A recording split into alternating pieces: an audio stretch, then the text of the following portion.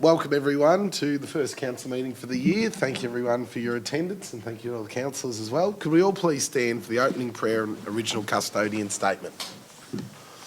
Almighty God, grant to this council wisdom, understanding and sincerity of purpose for the good governance of this city. Amen. And council acknowledges the Peek-Wurrong and Curry-Wurrong peoples of the Maar Nation, their land, waterways and skies within the Warrnambool municipality, and we pay our respects to their elders past and present. Please be seated. Thank you.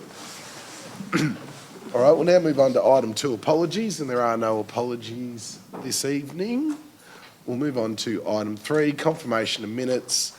Can we get a mover that the minutes for the scheduled council meeting held on the 1st of December 2025 be confirmed? Councillor Walsh. Do we have a seconder? Councillor Ziegler. Were there any concerns with the minutes before we put it to a vote? All those in favour?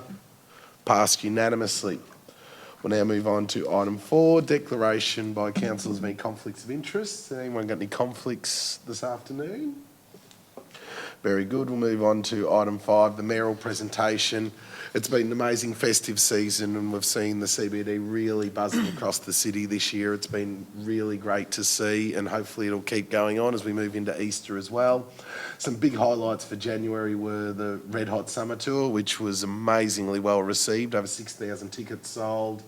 I know I was there and I saw a range of, I think a whole heap of the other councillors are all there as well. It was a really good day, beautiful afternoon, and we'd welcome them back again next year.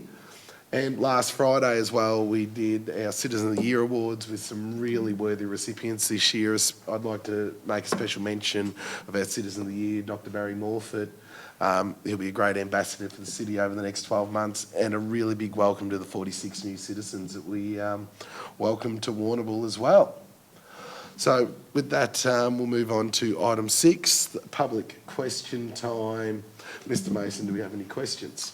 Through you, Mayor, we've got one question from Ms. Bronwyn Bennett, and Ms. Bronwyn Bennett's here and is asked to be able to read her question. No worries. Please step forward, Bronwyn, and Nick will find your microphone just so everyone at home can hear. Thank you. Thank you. My question's about the net annual value on the... Is this turned on? On the rates notice. Council's transparency policy, which applies to councillors, CEO and council staff, speaks of the importance of open and accountable conduct, that council actions, all personnel inclusive, council actions are to be taken in accordance with the relevant law, valuing of integrity of process and improved council performance through greater accountability. The May 2025 Revenue and Rating Plan 25 to 29 states twice that net annual value is calculated or derived at 5% of capital improved value. An email from Council to a ratepayer dated on the 3rd of December 2025 states unequivocally that the definition of net annual value on the current rate and valuation statement is not consistent with the Valuation of Land Act.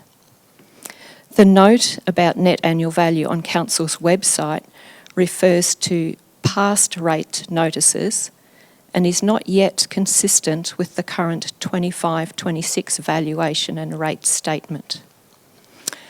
My question, how quickly this financial year will the opportunity be taken to demonstrate integrity in the correction process with integrity in the content to correct the known inaccuracy on the current rate and valuation statement 25-26 by authorising a public and unambiguous correction statement for the current 25-26 rate and valuation statement to intentionally and publicly ensure that the inconsistent definition becomes unequivocally consistent with the Valuation of Land Act 1960. And question 2, by what authority would the inconsistent, inaccurate definition not be immediately and publicly corrected for the current rate and valuation statement 25-26 in this financial year, for example, before March the 31st, 2026? No, thank you, Bronwyn. I'll throw to Chief Executive Officer Andrew Mason to give a response. Yeah, thank you. Through you, Mayor, as councillors would know, we have made a public statement on our website acknowledging that the definition of on the rate notice was incorrect, and we'll be certainly happy to review both the revenue and rating plan and the statement and to modify those or recognise errors if they occur. So we'll ensure that that gets done. Once again, I would acknowledge, we acknowledge that an error was made, and we're more than happy for that to be corrected. It is, however, really important to continue to note that council does not use net annual value in the calculation of rates at Warrnambool City Council. The error has therefore no material impact. Thank you, Mr Mason. With no further questions, we'll now move on to item 7, reports, and we'll move on to item 7.1, the Chief Executive Officer Employment and Remuneration Policy 2026. Mr Mason. Thank you, Mayor. The policy is required under Local Government Act. The existing policy has been reviewed and discussed with both the CMAC Chair and councillors. Only minor changes or administrative changes have been recommended. So recommendation is before you in two parts. One, that you adopt the policy, and two, that you revoke the existing policy. Thank you, Mr Mason. Were there any questions before we called for a mover? Do we have a mover? Councillor Walsh. Thanks, Mayor. I move that Council 1 revoke the Chief Executive Officer Employment and Remuneration Policy 2024, and 2, adopt the Chief Executive Officer Employment and Remuneration Policy 2026. Thank you, Councillor Walsh. Do we have a seconder? Councillor Edis. Councillor Walsh. Thank you, Mayor. That was a bit of a tongue twister, that one. As stated in the introduction, the policy required only minor updates, which I think is great. Good opportunity to review it. Obviously, there's the Operation Standard Report stuff it's been happening and impacting on the sector, so it's good for us to be able to make sure that we're at the forefront of reviewing and making sure that our policies are up to date and accurate. So happy to support the minor updates to this policy. Thank you, Councillor Walsh. Councillor Edis, do you wish to add anything? No, Mayor. Any other councillor wish to speak? With no further speakers, we'll now put the motion to the vote. All those in favour, passed unanimously. We'll now move on to item 7.2, the business case for the redevelopment of Aquazone. Mr Mason. Thank you, Mayor. Aquazone provides a vital service to the Warrnambool community and also, importantly, to the broader southwest region. The facility is ageing and is in much need of an upgrade. This funding requirement to upgrade the facility is realistically beyond the financial capacity of council and will require funding from state and federal governments. To support our advocacy, we have developed a business case that has been prepared to define the best approach to the redevelopment of Aquazone and to set out a business case that will support ongoing advocacy efforts. So recommendation before you in two parts. Thank you, Mr Mason. Are there any questions on this before we called for a mover? Do we have a mover? Councillor Jelly. Thank you, Mayor. Yes, I will move to accept the officer's recommendation. Thank you, Councillor Jelly. Do we have a seconder? Councillor Ziegler. Councillor Jelly. Thank you. Aquazone, our local pool here in Warrnambool, is a very important facility for not only the whole community in Warrnambool, but surrounding municipalities who come here and use it as well. It's long-standing their facility, and as we know, with age, things start to fail. We've looked at this for a couple of years now, And we've come back, looked at business cases a couple of times to upgrade and renew what is required. Pools come with a huge infrastructure needs, and councils can never recoup the financial costs from just memberships, fees and things like that. But the benefits it brings are essential for the community's health and wellbeing. We need to advocate for the state government for funding for this to show how important it is. This needs to be shovel ready if we are able to get some funding. The benefits outweigh so many other things: the water safety, swimming skills, improved health and wellbeing, and social needs. A lot of people attend that facility, and it's very important. So I think it's important that we advocate to the government for funds, as we would never as a council be able to just pay for that ourselves. Thank you, Councillor Jelly. Councillor Ziegler. Yes, thank you, Mayor. I'd endorse the comments of my fellow councillor. As we've seen locally with the demise of a pool in Moyne, our pool will become more necessary for the region. There'll be people from Port Fairy and surrounds which will probably need to come here, since the pool in Port Fairy is no longer viable for the time being. I believe that a water facility such as Aquazone is an essential service for a large regional centre, and the one we've got is rapidly coming to the point where it's no longer serviceable. It's only through the good offices of our operational staff at Aquazone that has kept it going as long as it has, particularly with the infrastructure inside the pool. This step of the business case is an essential step in terms of trying to get money out of Spring Street. Thank you, Councillor Ziegler. Any other councillor wish to speak? I'd just like to add too, before before we go back to Councillor Jelly, it's an incredibly important regional facility, the Aquazone facility, and it creates such a difference through health and wellbeing across, you know, not just Warrnambool but the wider region as well. And that's why there is such a need. In South West Victoria, our closest like facilities are Ballarat, Bendigo. We're over 2 hours away, 3 hours away. We really need a facility like this that can cater to, you know, those who want to compete, those who want to rehab, to make sure that, you know, the Southwest isn't forgotten and we actually have what is needed. We have a population that, you know, this facility would be servicing, there'd be over 120,000 people when you get within an hour of Warrnambool. So I think it is a really critical step to make sure that, you know, we do get our state and federal leaders on board, because without them, we're not going to see this, and Southwest Victoria will fall behind.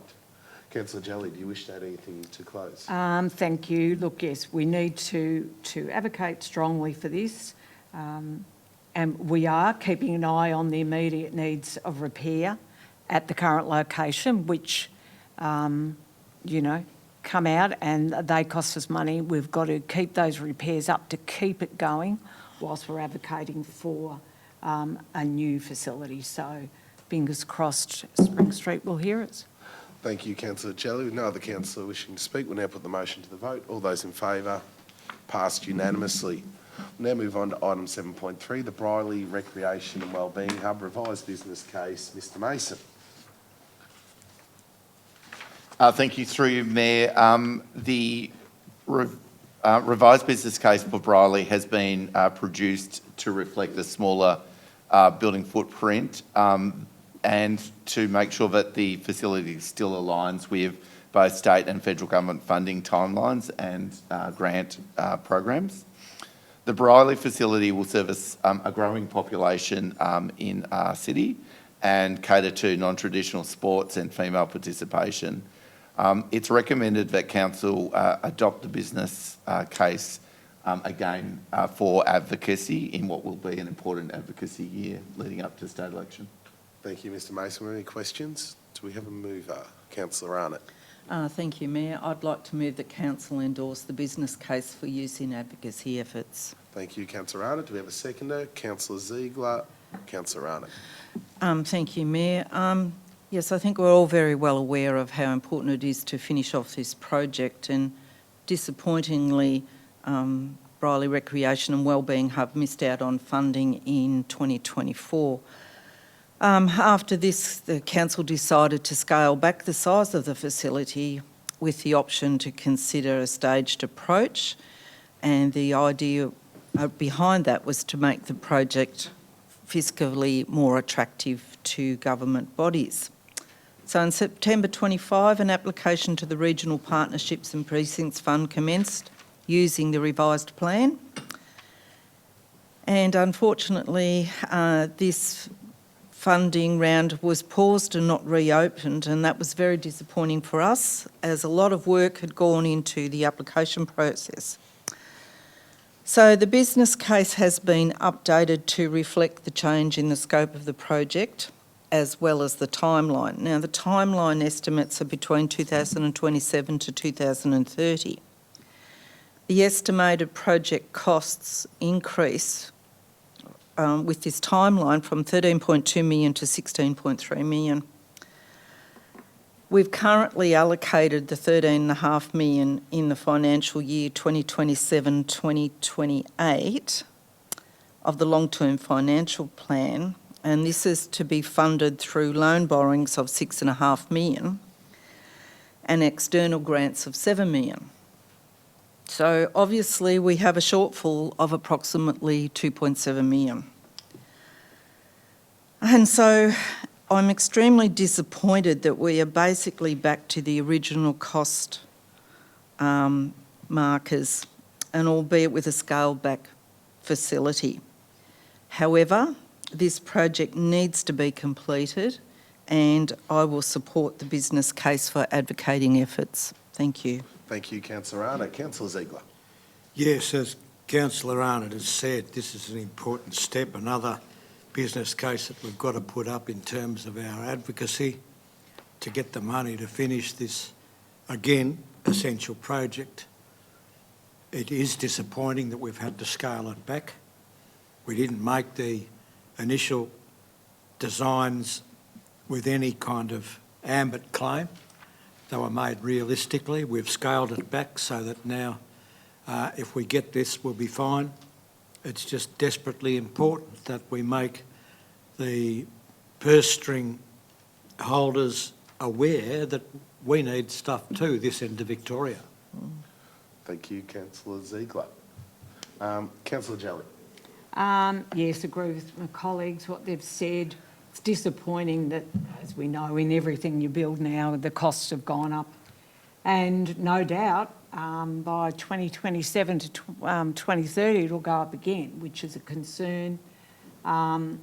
We'll continue advocacy this year, an important year, and after the state election in November, we'll have to re-look at it again.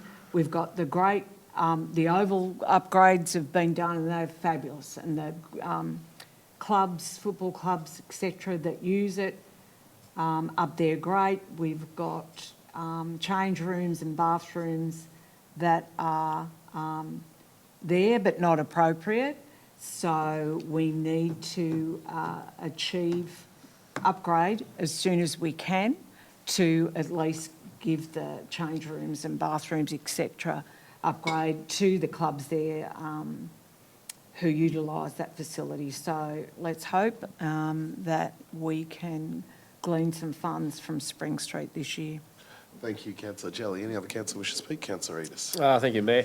As fellow councillors have said, it's just important to finish the project. We've got into it. We've got 50% completed.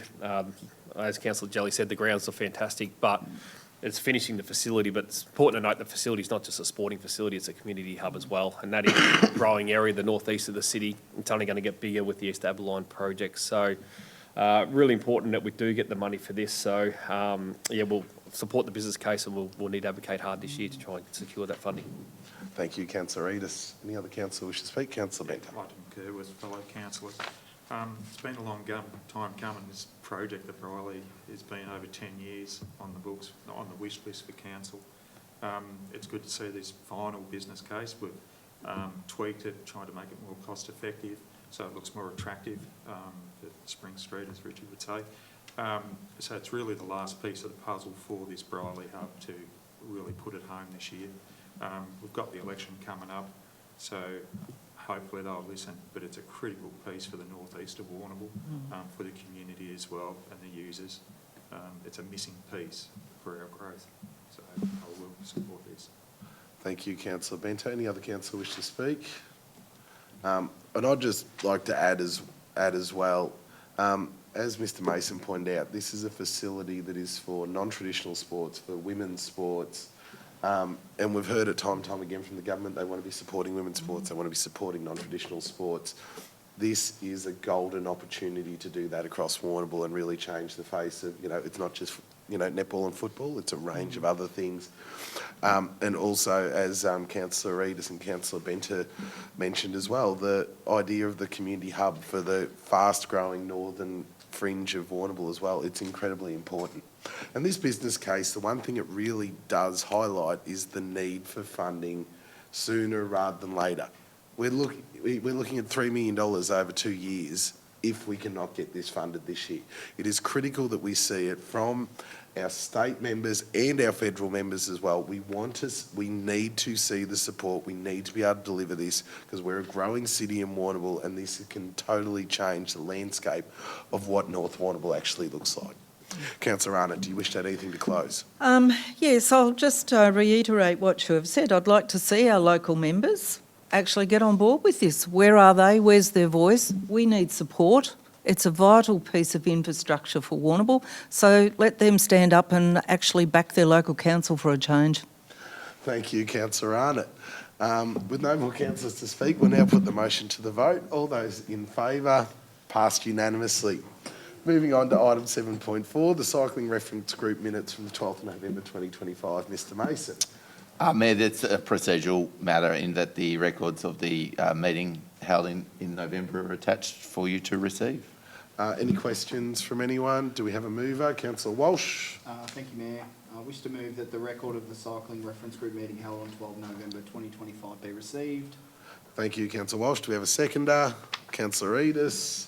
Councillor Walsh, do you wish to speak? I do, thank you, Mayor. I just want to highlight that was the end of the 2-year term for the members of that committee, so just a thank you to first off the council officers that facilitated and ran those committee meetings. They ran really well. We got some great intel, and also just a shout out to the committee members who did put their hand up for that 2-year period. Very grateful. It's fantastic to have people in the community lean into these committees when they get the opportunity. So, yeah, that's all. Thank you, Councillor Walsh. Councillor Reedus. No, nothing to add to that, Mayor. Any other councillor wish to speak? You don't wish to close, Councillor Walsh? No, thanks, Mayor. We'll now put the motion to the vote. All those in favour, passed unanimously. We'll now move on to item 7.5, the Planning Advisory Committee minutes. Mr Mason. Very similar to the previous item in that we've just attached a copy of the Planning Advisory Committee meeting, which was held again in November. Recommendation you received those minutes. Thank you, Mr Mason. Any questions? Do we have a mover? Councillor Benter. I'd like to move the recommendation that the minutes of the Planning Advisory Committee meeting held on the 25th of November 25 be received. Thank you, Councillor Benter. We'll take that as move. Do we have a seconder? Councillor Ziegler. Councillor Benter. Thank you, Mayor. I'd just like to thank everyone that's been turning up to the meetings. It's really good, considering it was a second meeting, and really good involvement and feedback. So it's really going well so far. Thank you, Councillor Benter. Councillor Ziegler, do you wish to add anything? Only that I'd like to reiterate the comments of Councillor Benter in terms of thanking the members of the Advisory Committee who contribute. No, thank you, Councillor Ziegler. Any other councillor wish to speak? Very good. You wish to add anything to close, Councillor Benter? We'll now put the motion to a vote. All those in favour, passed unanimously. Item 7.6, the informal meetings of council reports. The reports are there in front of everyone. Did anyone have any questions or concerns before we get a mover? Do we have a mover? Councillor Arnott. Do you want me to? Oh, sorry, go Councillor The Arnott. recommendation, I'll move the officer's recommendation, thank you. Do we have a seconder? Councillor Walsh. No one wishes to speak. Put the motion to the vote. All those in favour? Passed unanimously. We'll now move on to item 7.7, the Mayoral and Chief Executive Officer Council Activities Summary Report. That's there from December to Jan. Any questions on that before we ask for a mover? Do we have a mover? Councillor Edis. Thanks, Mayor. I move the recommendation that the Mayoral and Chief Executive Officer Council Activities Summary Report be received. Thank you, Councillor Edis. Do we have a seconder? Councillor Walsh. Anyone wishes to speak? We'll now put the motion to a vote. All those in favour? Passed unanimously. Now move on to item 8, notices of motion. Mr Mason. Yeah, no notice of motion today. Very good. We'll move on to item 9, general business. Did anyone have any general business they wanted to raise this afternoon? No. Very good. Item 10, urgent business. Mr Mason. None submitted, Mayor. Very good. We'll now move on to item 11, the suspension of standing orders. So can we get a mover that standing orders be suspended to allow members of the public to depart? Councillor Arnott and a seconder, Councillor Walsh. All those in favour? Passed unanimously. Thank you so much for coming and we'll see you in March.